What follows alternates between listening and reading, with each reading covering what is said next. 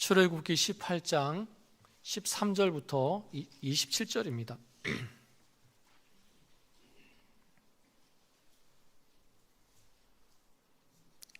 교독하시겠는데요, 제가 먼저 읽겠습니다. 이튿날 모세가 백성을 재판하느라고 앉아있고 백성은 아침부터 저녁까지 모세 곁에 서 있는지라. 모세가 백성에게 행하는 모든 일을 보고 이르되 네가 이 백성을 행하는 일이 어찌 됨이냐. 어찌해 내가 홀로 앉아있고 백성은 아침부터 저녁까지 내 곁에 서 있느냐. 모세가 그의 장인에게 대답하되 백성이 하나님께 물으려고 내게로 오미라. 내가 그 양쪽을 재판하여 하나님의 율례와 법도를. 모세 장인이 그에게 이르되 네가 하는 것이 옳지 못하도다.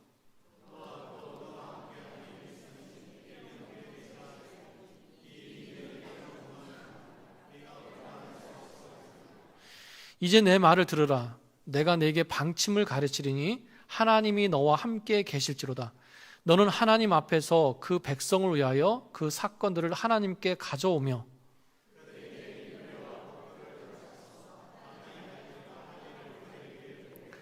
너는 또 온 백성 가운데서 능력 있는 사람들 곧 하나님을 두려워하며 진실하며 불의한 이익을 미워하는 자를 살펴서 백성 위에 세워 천부장과 백부장과 50부장과 10부장을 삼아 또 내게 가져갈 것이요 작은 일은 모두 그들에게 스스로 재판할 것이니 그리하면 그들이 너와 함께 담당할 것인즉 일이 내게 쉬우리라. 내가 만일 이 일을 하고 하나님께서도 내게 허락하시면 내가 이 일을 감당하고 이 모든 백성도 자기 곳으로 평안히 가리라.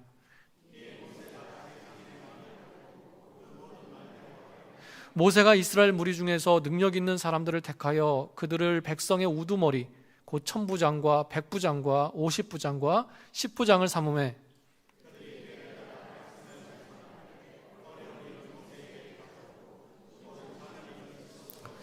다 같이 읽겠습니다. 모세가 그의 장인을 보내니 그가 자기 땅으로 가니라. 아멘. 아멘. 출애굽기가 크게 네 부분으로 나눈다고 그랬어요. 그 중에 두 번째 부분이 13장부터 18장까지라고 그랬습니다. 이스라엘 백성이 출애굽한 이후에 시내산까지 가는 그 과정인데요, 한 약 2개월 정도가 걸리는 그런 과정이라고 그랬습니다. 우리가 그 두 번째 부분을 보고 있는데 오늘이 그 마지막 시간입니다. 그래서 이제 세 번째, 네 번째 부분은요, 우리가 나중에 이어서 보도록 하겠습니다. 우리가 지난 시간에는 모세의 가족이 헤어졌다가 다 함께 다시 만나는 그런 장면을 봤어요. 그걸 통해서 게르솜에서 엘리에셀로 인도하시는 그 하나님의 은혜를 우리가 봤습니다.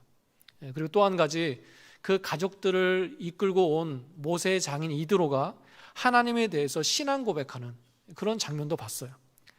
하나님에 대한 믿음을 고백한 이드로가 이스라엘 백성과 함께 예배드리고 떡을 떼는, 말하자면 하나님의 백성된 모습을 봤습니다. 그런 이드로를 통해서 하나님께서 이방인이지만 하나님의 백성으로 삼으시는, 열방을 구원하시는 하나님의 구원에 대한 계획을 우리가 볼 수 있었습니다. 자, 그리고 오늘 이어지는 말씀을 보면요, 그렇게 이스라엘 공동체 안에 들어온 이드로가 모세를 도와가지고 이스라엘을 재정비하는 그런 모습을 보여주고 있습니다. 이스라엘 백성은요, 오랫동안 종으로 살았어요. 그리고 급하게 출애굽했습니다. 그래서 어떤 조직이나 체제가 없는 오합지졸과 같다 그랬어요. 그런데 이제는 뭡니까? 그 부족한 조직과 행정체계를 새롭게 하는 그런 시간을 갖고 있는 거예요. 어느 날 이드로가 모세의 재판하는 모습을 봤습니다. 모세가 이스라엘 백성의 모든 송사를 혼자서 온종일 매달려가지고 재판하는 모습을 본 거예요. 그래서 오늘 말씀 14절에서 보시는 것처럼 네가 이 백성에게 행하는 일이 어찌 됨이냐, 어째여 네가 홀로 앉아있고 백성은 아침부터 저녁까지 네 곁에 서 있느냐, 이런 질문을 하는 겁니다. 두 가지 질문을 하고 있지만 결국 같은 질문이에요. 쉽게 말하면 그겁니다. 왜 그렇게 혼자서 과도하게 그 모든 일을 다 감당하고 있는 거냐. 그래서 모세가 뭐라고 대답합니까? 이스라엘 백성들 사이에 어떤 법적인 다툼이 생기면 하나님의 뜻을 물으려고 자신을 찾아온다는 거예요. 그러면 그걸 재판해 가지고 하나님의 율례와 법도를 가르쳐 주는 겁니다. 이렇게 대답해요. 여러분, 이스라엘 백성은요, 애굽에서 오래 살았습니다. 여러 세대를 살았어요. 그 말은 뭐냐면 그곳의 법이나 체계에 익숙하다는 거예요. 애굽의 문화와 행동 방식, 생활 방식에 익숙합니다. 그 말은 뭡니까? 이제 하나님의 백성으로 살아가야 되는데 그만큼 미숙하다는 거예요. 하나님의 율례와 법도를 따라가면서 살아가기에는 턱없이 부족하다는 겁니다. 아예 모른다는 거예요. 거기다가 수많은 사람들이 모여 있지 않습니까? 200만 명이나 모여서 움직이니까 재판에 대해 송사가 얼마나 많겠어요. 그런 일들을 모세에게만 몰려가지고요, 그걸 일해야 되는 이런 어떤 구조적인 문제가 있었던 거예요. 그러니까 하루 종일 일해도요, 일이 줄지가 않습니다. 사람들이 줄지 않아서 하루 종일 줄 서 있는 거예요. 그래도 일단은 어떤 문제가 있을 때, 다툼이 있을 때 모세를 찾는 게 다행이에요. 그렇지 않습니까? 찾아와서 하나님의 가르침을 받고자 하는 것, 배우고자 하는 게 그래도 다행이에요.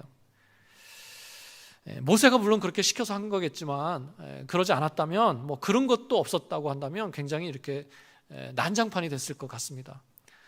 그런데 그런 모세의 말을 들은 이드로가 뭐라고 조언합니까? 오랜 삶의 경험을 통해서 연륜을 가지고 있는 그 이드로의 눈으로 보기에는 그런 구조적인 문제가 너무나 확실하게 보였던 거예요. 그래서 진심 어린 마음으로 그 모세에게 자신이 진다는 걸 얘기하면서 그걸 어떻게 해결할 수 있는가, 이걸 지금 얘기하고 있는 것입니다. 이드로의 평가는 뭐였어요? 지금 모세가 시행하는 이 체계가, 이스라엘 체계가 잘못됐다라는 겁니다. 지금의 체계는 모세나 이스라엘 백성 모두를 다 힘들게 하고 지치게 하는 그런 구조다, 이렇게 얘기하는 거죠. 법적으로나 행정적으로 이스라엘 백성을 잘 통치하고 다스리기 위해서는 이런 리더십의 구조를 좀 개선해야 되겠다. 그러면서 구체적으로 어떤 방법으로 수정돼야 되는지 그 방법까지 조언하고 있습니다. 자, 그런데 보세요. 이 이드로는요, 참 보통 사람은 아닙니다. 자신의 경험을 얘기하고 자신의 노하우를 얘기하다 보면 어떻습니까? 자기 얘기를 하기 쉬워요. 자기 경험을 얘기하기 쉽습니다. 나 때는 그러잖아요. 나 때는 이랬어. 나 때는 이래야지. 이랬었지. 자기 얘기하기가 쉬워요. 자, 그런데 19절을 보십시오. 뭐라고 얘기하고 있습니까? 처음부터 뭘 전제로 하고 있어요? 하나님의 임재와 동행하심을 전제로 하고 있어요. 이제 내 말을 들으라. 내가 내게 방침을 가르치리니 하나님이 너와 함께 계실지로다. 무슨 말입니까? 이제 내가 너에게 방법을 얘기할 텐데 그 말에 앞서서 뭐가 더 중요하냐? 하나님께서 너와 함께 하시는 게 더 중요하다, 이 얘기를 하는 거예요. 새롭게 시작하는 그 어떤 일에 대해서 먼저는 하나님의 임재가 있고 함께 있어야 된다. 자신이 하는 말보다는 하나님께서 함께 하시는 것이 더 중요하다. 처음부터 이걸 아예 못 받고 있습니다. 여러분, 대단하지 않습니까? 아주 분명한 믿음을 가지고 있는 거예요. 대단한 거예요. 모세의 장인이라고 하는 자신의 위치로 밀어붙일 수 있어요. 나이 많은 연장자라고 하는 그걸 가지고 밀어붙일 수 있습니다. 모세야, 미련하게 이게 뭐 하는 거냐? 왜 이렇게 일을 효과 없이 해? 큰 소리 낼 수 있어요. 그런데 혹시라도 자신이 얘기하는 것이 교만한 행동이 되지 않도록, 자신의 위치에서 강압적으로 말하는 것이 되지 않도록, 그리고 무엇보다 자신의 말이 하나님의 뜻에서 벗어나는 것이 되지 않도록 처음부터 분명하게 얘기하고 있습니다. 하나님께서 너와 함께 하셔야 돼, 이 얘기를 하고 있어요. 참 지혜로운 사람이라고 생각합니다. 모세를 권면할 만한 사람이에요. 우리가 이방인이라고 또 성경에서 잠깐 등장했다가 사라진다고 무시하면 안 됩니다. 지금요 이스라엘 백성보다 나아요. 훨씬 나아요. 하나님을 경외하는 사람이고요, 굉장히 영적인 사람이라고 생각합니다. 하나님께서 이 중요한 시기에 이 이드로를 쓰시는 이유가 있다는 거예요. 여러분 기억하시는지 모르겠습니다. 이드로가 말한 하나님께서 너와 함께 하시길 원한다, 이 말은요 사실 하나님께서 처음 모세를 부르실 때 하셨던 말씀이에요. 하나님이 이르시되 내가 반드시 너와 함께 있으리라. 그리고요 그 후에 모세를 애굽에 있는 백성에게 보내시고 그 백성을 가나안 땅으로 인도하라는 사명을 주셨을 때도 함께 하시겠다고 약속하셨습니다. 이제 가라, 내 입과 함께 있어 할 말을 가르치리라. 이드로가 이런 걸 어떻게 알았을까요? 알아서 한 말이 아닙니다. 자신의 믿음이, 자신의 신앙 고백이 하나님의 뜻과 일치한 거예요. 그래서 영적이라고 하는 겁니다. 그래서 그런지요 하나님께서 너와 함께 하길 원한다, 이 믿음에 담긴 말로 시작하고 있기 때문에 이 이드로의 지혜와 권면은요 하나님께서 그를 통해서 하시는 말씀으로 다가오는 거예요. 마치 무슨 일이 있을 때마다 야 내가 너와 함께 할게, 내가 너를 도와줄게, 이런 하나님의 음성과 같다는 거예요. 결국은 우연이 아니라 이드로를 통해서 하나님께서 도움을 주고 계시는 거죠. 그래서 그걸 알았기 때문에 모세도요 이 권면을 받아들여 가지고 과감한 변화를 시도하는 겁니다. 장인이라고 하는 그 사감 때문에 또는 거절하지 못해서 억지로 따라가는 게 아니라 그게 하나님의 뜻인 줄 알고 움직이고 있다는 거예요. 여러분 하나님께서 주시는 이런 지혜가 있으시기를 축복합니다. 하나님의 지혜의 도구로 사용되시기 바랍니다. 그러려면 너무나도 당연하게 어떻게 됩니까? 내가 영적이어야 됩니다. 영적으로 깨어 있어야 됩니다. 여러분 그 일이 영적인 일이 되기 위해서는요 하나님의 뜻을 바로 알아서 순종하기 위해서는요 기도해야 될 줄로 믿습니다. 그리고 말씀에 자꾸 비추어 봐야 돼요. 여러분 솔직히 기도하지 않고 말하고 기도하지 않고 결정하는 경우가 많지 않습니까? 그냥 내 생각대로 툭툭 내뱉는 거예요. 자신에게 그런 권한이 있고 권리가 있다고 생각합니다. 그런 말이 상처를 주는 거예요. 그게 사람의 일이 되고 교만한 일이 되는 겁니다. 내가 그 일을 가지고 기도하지 않았다면, 하나님의 뜻을 구하는 그런 깊은 기도의 시간을 갖지 않았다면 우리가 말하는 것도 사실은 조심해야 돼요. 나는 기도한다고 생각하거든요. 생각은 하는데 막상 기도하진 않습니다. 심지어 기도에 대해서 갈급해요. 기도에 대해서 공부해요. 근데 기도하진 않습니다. 그러면서 어떻게 생각해요? 나는 기도하고 있다, 이렇게 착각한다는 거예요. 실제로 우리가 그렇게 살아요.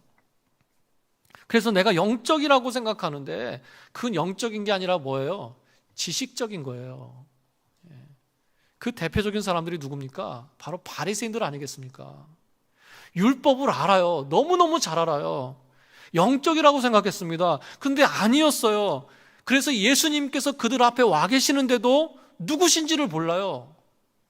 오히려 그 메시아를 십자가에 못 박았습니다. 하나님을 만나야 되는 거예요. 하나님에 대한 진실한 믿음이 있어야 되는 것입니다. 기도해야 되는 것입니다. 내가 말은 이렇게 하지만 하나님께서 너와 함께 하시는 것이 먼저다. 내 말이 아니라 너에게 하나님의 지혜가 있기를 원한다. 하나님께서 너에게 일하기를 바란다. 이런 이드로의 말을 보면 떠오르는 말씀이 하나가 있습니다. 사람이 마음으로 자기 길을 계획할지라도 그의 걸음을 인도하시는 이는 여호와시니라. 잠언 16장 9절 말씀이에요. 여러분 우리가 하나님의 일에 대해서 이런 믿음이 있어야 될 줄로 믿습니다. 내가 아무리 지혜로워도요, 내게 아무리 대단한 경험과 계획을 가지고 있어도요, 결국 그것을 이루시는 분은 하나님이세요. 우리가 그런 믿음을 가지고 살아가야 됩니다. 또 우리가 하나님을 섬기면서 시편 127편 1절 같은 믿음이 있어야 되겠습니다. 여호와께서 집을 세우지 아니하시면 세우는 자의 수고가 헛되며 여호와께서 성을 지키지 아니하시면 파수꾼의 깨어있음이 헛되도다. 내가 아무리 수고하고 노력하고 최선을 다해도요, 결국은 하나님께서 하셔야 된다는 거예요. 수고도 하고 노력도 해야 됩니다. 그러나 최종적으로 하나님께서 하셔야 됩니다. 여러분, 그 믿음을 가지고 일하시는 그런 믿음의 사람 되시기를 축복합니다. 우리가 영적인 걸 원한다고 말하잖아요. 우리가 하나님 뜻대로 하기를 원합니다, 이렇게 말하면서도 그런 기도의 시간이 없는 것이라고 한다면, 묻지 않고 움직이는 거라고 한다면 결국은요, 나는 모르지만 내 생각대로 내 방법대로 할 가능성이 많아요. 그러면서도 그게 교만인지를 알지 못하는 겁니다. 여러분, 베드로전서 4장 11절에서 이렇게 말씀하고 있습니다. 만일 누가 말하려면 하나님의 말씀을 하는 것 같이 하고, 누가 봉사하려면 하나님이 공급하시는 힘으로 하는 것 같이 하라. 이 말씀이 강조하는 게 뭡니까? 나를 지우라는 거예요. 나를 드러내지 말고 하나님만 드러내라는 겁니다. 실제로 내가 말하고, 실제로 내가 움직이고, 실제로 내가 봉사하는데 어떻게 하나님께서 하시는 것처럼 할 수 있습니까? 방법은 딱 한 가지예요. 나를 죽이고 나를 내려놓고 성령님께서 일하게 하시는 겁니다. 여러분, 그러기 위해서는요, 절대적으로 우리가 기도해야 될 줄로 믿습니다. 왜냐하면 성령의 역사는 기도 가운데 일어나는 거예요. 왜 나는 가리고 하나님께서 하신 것처럼 해야 되는가? 그 뒤에 이어지는 말씀을 보면 이렇게 말씀합니다.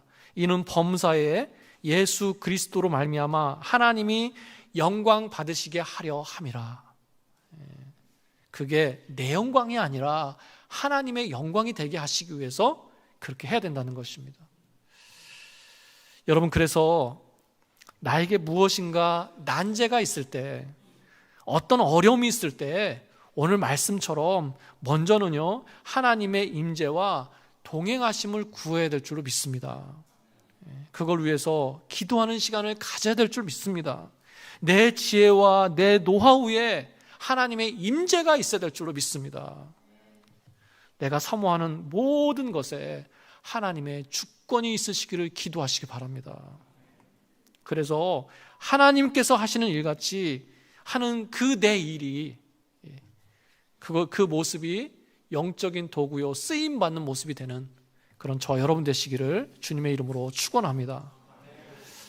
이드로가 먼저는 하나님의 임재와 동행하심이 있어야 된다, 이렇게 얘기하고요, 이어서 이스라엘의 체계를 바로 세우는 걸 말하는데 두 가지 대원칙을 얘기합니다. 첫 번째는 뭐냐? 19절 말씀에서 나오는데요, 먼저는 사건들을 가지고 하나님 앞에 나와야 된다는 거예요. 그 두 번째는 뭡니까? 20절 보시면 나오는데, 그들에게 하나님의 율례와 법도를 가르쳐서 마땅히 갈 길과 할 일을 그들에게 보여주는 거예요. 여러분, 그런데 좀 이상하지 않습니까? 이 말은요, 이미 백성들과 모세가 하고 있는 거예요. 지금 하고 있어요. 전혀 새로운 게 아니라는 겁니다. 그러니까 뭡니까? 지금 백성과 모세들이 하고 있는 일이 잘못돼서 바꾸는 게 아니에요. 우리가 잘 봐야 됩니다. 무슨 새로운 체계를 갖춘다고 해서, 새로운 일을 시작한다고 해서 하나님 앞에 나오는 것, 그리고 하나님의 율법과 율례와 법도를 가르치는 이 본질은 변함이 없다는 거예요. 그건 변하면 안 되는 겁니다. 대신에 그 본질 위에 세워지는 방법은 좀 바뀌어야 된다는 거예요. 여러분, 시대가 바뀌고 또 사람이 바뀌고 이 문화가 바뀌고요, 그러면서 이 복음 전도 방법이 참 다양해졌습니다. 예전에는요, 북치면서 노방 전도했어요. 그리고 지나가는 사람들 붙잡고 전도지를 나눠줬습니다. 물론 지금도 그렇게 해요. 그런데 상황에 맞는, 지역에 맞는, 직종에 맞는 여러 가지 전도 방법이 많이 생겼습니다. 요즘은 주로 관계 전도를 많이 하죠. 관계 전도. 여러분, 오이코스라고 들어보셨어요? 그 관계 전도의 대표적인 방법 중에 하나죠. 비즈니스 전도, 맞춤 전도 뭐 이렇게 얘기도 하고요. 또 뭐 고구마 전도, 물맷돌 전도, 전도 폭발, 막 뭐 폭발시키고, 예. 그리고 뭐 사형리, 브릿지 이런 전도 방법이 참 많습니다. 자, 그런데 방법은 다양하지만 그 전하는 복음은 변함이 없습니다. 예. 다른 걸 전하는 게 아니에요. 접근하는 방법이 다르지 예수 믿고 구원받는 것은 변함이 없습니다. 마치 그런 것과 같은 거예요. 지금 이드로가 제안하는 것은 뭡니까? 변함없는 본질 위에 세워지는 방법이에요. 그 방법이 뭐냐? 요는 그겁니다. 같은 일을 하는데요. 같은 일을 하는데 분담해서 하자는 거예요.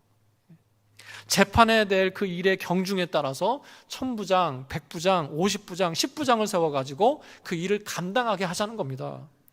그래서 큰 일은 모세에게 가져오고 작은 일은 그들이 각자 분량에 따라서 결정하고 감당하는 거예요. 자, 그러면서 대신 뭘 강조하고 있습니까?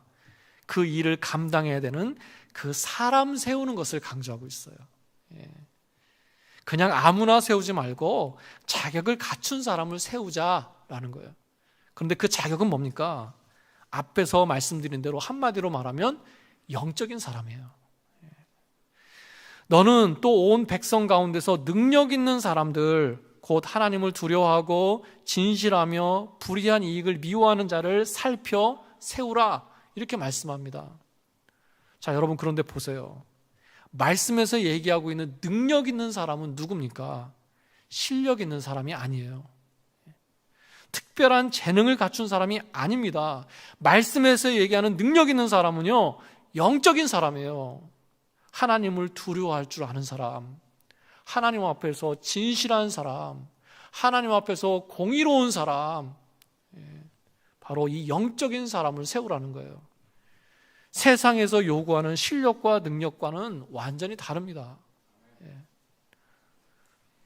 여러분, 고린도전서 4장 1절 2절에서 이렇게 말씀하고 있어요. 사람이 마땅히 우리를 그리스도의 일꾼이요 하나님의 비밀을 맡은 자로 여길지어다. 그리고 맡은 자에게 구할 것은 충성이니라, 이렇게 말씀합니다. 두 가지를 얘기하고 있어요. 먼저는 뭐냐면 나 스스로 내가 하나님의 일꾼이라는 걸 인정해야 된다는 거예요. 내가 하나님의 비밀을 맡은 자로 여겨야 된다는 겁니다. 자기 스스로 그렇게 생각할 수 있어야 된다는 거예요. 어떻게 보면 당연한 거죠. 자기 스스로가 하나님의 일을 하는 사람이다, 하나님의 일꾼이다라고 하는 의식이 없다면 어떻게 목표를 정할 수 있겠어요? 어떻게 영적인 일을 감당할 수 있겠습니까? 말하자면 사명의식이 분명해야 된다는 거예요. 그리고 또 한 가지 뭘 말씀하고 있습니까? 나 스스로만 그렇게 인정하고 스스로 좇고 끝나는 것이 아니라 다른 사람이 보기에도 그렇게 인정할 수 있어야 된다는 겁니다. 그 고린도전서 말씀에서 우리가 너무나 잘 아는 말씀, 자주 인용하는 말씀이 나와요. 맡은 자에게 구할 것은 충성이니라. 하나님의 일을 감당하는 사람들에게 있어서 충성이 있어야 된다는 거예요. 자, 그런데 이 말씀을 좀 정확하게 볼 필요가 있습니다. 원문은 조금 복잡해요. 우리가 보는 이 한글 성경은 표현을 좀 부드럽게 하기 위해서 좀 생략한 느낌이 듭니다. 그래서 원문대로 정확하게 직역하면 이렇습니다. 이제 여기에서 청지기들에게 요구되어야 할 것은 누가 충성된 자로 발견되는 것이다. 좀 다르죠? 많이 다르죠? 청지기들에게 요구되는 것이 있는데 그것은 바로 충성된 자로 발견되어지는 것이다, 이렇게 얘기해요. 발견되어진다. 그러니까 나 스스로 하나님의 일꾼이라는 의식도 있어야 되겠지만 동시에 뭐가 있어야 돼요? 사람들이 나를 볼 때 저 사람은 참 충성된 사람이구나, 참 신실한 사람이구나, 하나님의 일꾼으로서 그 충성이 그 삶 속에 발견되어져야 된다는 거예요. 여기서 충성은 뭡니까? 신뢰할 만하다, 이런 뜻이에요. 신실하다, 이런 뜻입니다. 그러니까 하나님의 일을 감당하는 사람들에게 요구되는 건 뭐냐? 그 사람이 얼마나 신실한 사람이냐, 이게 요구된다는 거예요. 아무리 능력이 많고 지혜가 출중하고 배운 것이 많아도 신실하지 않으면 그 능력이나 지혜는 오히려 하나님의 일을 망칠 수 있습니다. 제가 예전에 그런 말씀도 드렸던 것 같아요.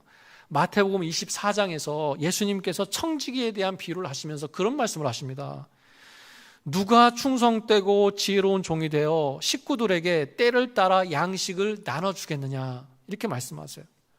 거기 보면 하나님의 일꾼으로서 필요한 것을 두 가지를 말씀하시죠. 충성된 것과 지혜로운 거예요. 예수님은 충성과 지혜를 함께 사용하셔서 말씀하십니다. 근데 자세히 보면 지혜보다는 뭘 먼저 말씀하세요? 충성을 먼저 말씀하세요. 충성. 지혜도 있어야 되겠지만 충성이 먼저라는 겁니다. 충성 없는 지혜는 오히려 하나님의 영광을 가릴 수도 있어요. 그 충성이 발견되어진다, 드러난다, 이 말이죠. 그러니까 어떤 사람이 충성되다 그럴 때는 스스로 나는 충성된 사람이야, 난 신실한 사람이야, 이런 사명이나 자긍심도 있어야 되겠지만 뿐만 아니라 외적으로, 이 외향적으로 그런 모습이 나타나야 된다는 거예요. 오늘 말씀에서도요, 하나님의 일을 분담해서 감당해야 될 사람을 세워야 된다고 말하고 있습니다. 근데 그 능력 있는 사람은 누구냐? 영적인 사람이에요. 하나님을 두려워하고 진실하고 공의가 발견되어지는 그런 사람이라고 말씀하고 있습니다. 여러분, 우리가 하나님의 일을 감당하면서 그런 충성이 발견되어져야 될 줄로 믿습니다. 나 스스로 사명에 대한 목적의식도 분명해야 되겠고요. 무엇보다 그 일 가운데 하나님 앞에 신실함이 발견되어지는 그런 믿음의 사람들 되시기를 축복합니다. 우리가 지난주에 어버이날이었는데 가정에 대해서 또 얘기하게 됐잖아요. 근데 또 공교롭게도 오늘 예배 후에 임직공천이 있는데 그 임직에 관련된 이런 말씀을 우리에게 주시는 것 같아요. 여러분, 하나님의 일에 대해서 영적인 사람으로 세워져야 되는 이유가 뭡니까? 하나님의 뜻을 바로 알아서 순종하기 위해서요. 23절을 보시면 네가 만일 이 일을 하고 하나님께서도 내게 허락하시면 내가 이 일을 감당할 것이다, 이렇게 얘기합니다. 이 말은 뭐냐면 이드로가 말하는 게 아니라 하나님이 허락하시면 그렇게 해라, 이런 뜻이에요. 그러니까 이 말 속에는 하나님께서 허락하시면 순종해라, 이런 뜻입니다. 그렇다면 하나님의 뜻을 알기 위해서 어떻게 해야 돼요? 순종하려면 어떻게 됩니까? 하나님과 교통해야죠. 하나님과 연결되어 있어야죠. 그래서 영적인 사람이어야 된다고 말씀하고 있는 겁니다. 말씀에서 나오는 천부장, 백부장, 50부장, 10부장은요, 힘 있는 자리, 권력 있는 자리가 아니에요. 섬기는 자리입니다. 천부장은 천부장의 힘을 휘두르면서 그 권세를 누리는 사람이 아니라 천부장에 맞는 그 분량에 맞게 섬기는 사람이에요. 그래서 아마도 천부장은 백부장보다 더 많이 섬겼을 거고요, 백부장은 50부장보다 감당해야 될 섬김이 더 많았을 겁니다. 자리가 높을수록 힘이 들어가는 게 아니라 책임이 많아지고 섬김이 많아지는 거예요. 이게 바로 하나님의 일을 섬기는 사람들의 모습이라는 것입니다. 여러분, 달란트 비유 기억하시죠? 다 아실 겁니다. 5달란트 받은 사람들은 5달란트를 남겼고요, 2달란트를 받은 사람은 2달란트를 남겼어요. 그 속에 배어있는 뜻이 뭡니까? 하나님께서는 많이 주신 자에게 많이 거두신다는 거예요. 하나님께서 나에게 많은 은혜를 주셨습니다. 다른 사람에게 없는 특별한 축복을 주신 것 같아요. 그렇다면 그런 나에게 그런 걸맞는 열매를 요구하신다는 거예요. 많이 주셨으면 많이 거두시는 겁니다. 아마도 시간이 지나면서 천부장, 백부장, 50부장, 10부장 그 위치만큼 본인이 원하지 않아도 힘 있는 자리가 됐을 거예요. 그래서 어떤 때는 본래의 목적을 잊어버리고요, 섬기는 자리가 아니라 힘을 휘두르는, 누리는 그런 자리가 됐습니다. 실제로 그들이 하나님을 떠났을 때, 영적이지 않을 때 그런 일들이 일어났어요. 여러분, 그 처음의 마음을 잃어버리지 않아야 될 줄로 믿습니다. 내가 서 있는 그 자리가 섬김의 자리가 되고요, 나에게 은혜 주시는 만큼 더 넘치는 열매를 가지시는 그런 저 여러분 되시기를 축복합니다. 여러분 24절 이하를 보시면요, 모세가 이드로의 말을 듣고 그 모든 말대로 행하는 장면이 나오고 있어요. 자, 그런데 말씀을 보시면 굳이 앞에서 모세와 이드로가 대화한 것을 다시 한번 반복하세요. 반복합니다. 왜 반복하는 걸까요?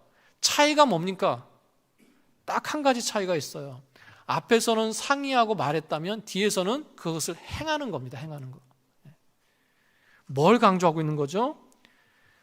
말로만 끝나는 것이 아니라, 상의하고 계획만 세우는 것이 아니라 그 계획대로 믿음으로 행하는 것을 말씀하고 있는 거예요. 그대로 순종했다. 이걸 지금 우리에게 보여주고 계시는 겁니다. 여러분, 주신 지혜대로, 주신 감동대로 순종하고 행하는 그런 믿음이 있으시기를 축복합니다. 오늘 말씀은요, 이렇게 이스라엘의 새로운 체계를 안정적으로 자리 잡고요, 그런 후에 모세가 그런 이드로와 작별하는 장면이 나옵니다. 이드로가 모세를 돕고요, 결국은 다 한 다음에 자신의 그 고향으로 돌아가는 장면이 나오고 있어요. 그래서 이런 모습을 볼 때 그런 생각도 하게 됩니다. 이드로는요, 그곳에 머물면서 영향력을 행사할 수 있었어요. 자신의 입지를 세우고 자신의 유익을 구할 수도 있었습니다. 그럴 만한 자격이 있어 보여요. 그러나 어떻게 합니까? 자신이 감당해야 될 일이 끝났을 때 담백하게 떠나고 있습니다. 욕심이 없다는 거예요. 그래서 이드로는 마치 조연같이 등장하고 사라지거든요. 근데 여기선 주연 같아요. 주연 같습니다. 우리가 참 배울 것이 많은 사람이에요. 분명한 건 뭡니까? 하나님께서 이런 이드로를 그 때에 맞게 적절하게 사용하고 계시다는 거예요. 그러니까 그 모든 과정이 하나님의 계획과 섭리 가운데 있는 것입니다. 자, 이렇게 이드로의 조언과 모세의 과감한 결단을 통해서 이스라엘의 그 다스림과 통치의 체계가 기본은 갖췄어요. 기본은. 그런 다음에 하나님께서 시내산에 뭘 주시는 겁니까? 율법을 주시는 거예요. 여러분, 그런 생각이 들 수 있어요. 모세가 혼자 하던 일을 나눠서 하니까 그 일이 더 효과적이라는 걸 알겠어요. 그렇다면 그 일이 일관성 있게 진행됐을까? 사실 이거는 굉장히 중요한 문제입니다. 이 천부장과 저 천부장이 판결한 게 같아야 되잖아요. 규모는 달라도 비슷한 일에 대해서 천부장이 판결한 것과 백부장이 판결한 것과 같아야 됩니다.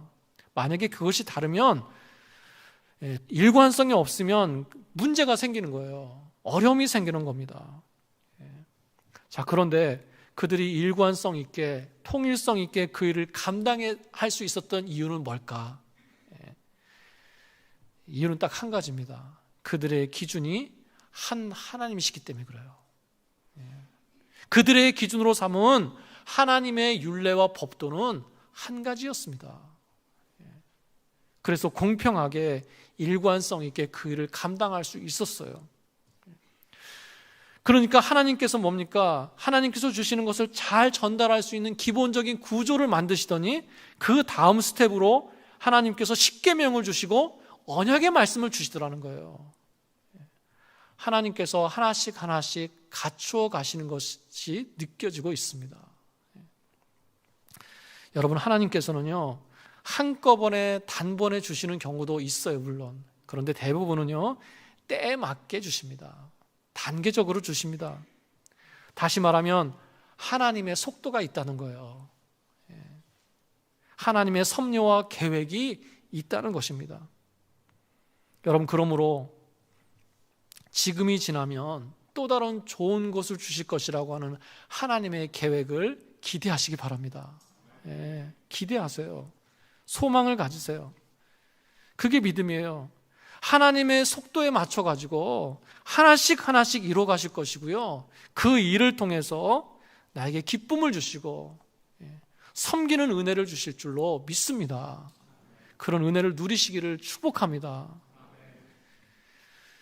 오늘 이드로의 권면과 모세의 결단을 통해서 이스라엘이 조직을 갖춰가는 걸 봤어요. 그걸 통해서 하나님의 일을 어떻게 감당하고 어떻게 섬겨야 되는지에 대해서 말씀을 드렸습니다. 제가 말씀을 정리하고 우리 한번 기도하는 시간을 가질 텐데요. 우리가 섬길 때 가장 먼저 하나님의 임재와 동행하심이 있어야 될 줄로 믿습니다. 그걸 구하면서 기도해야 돼요.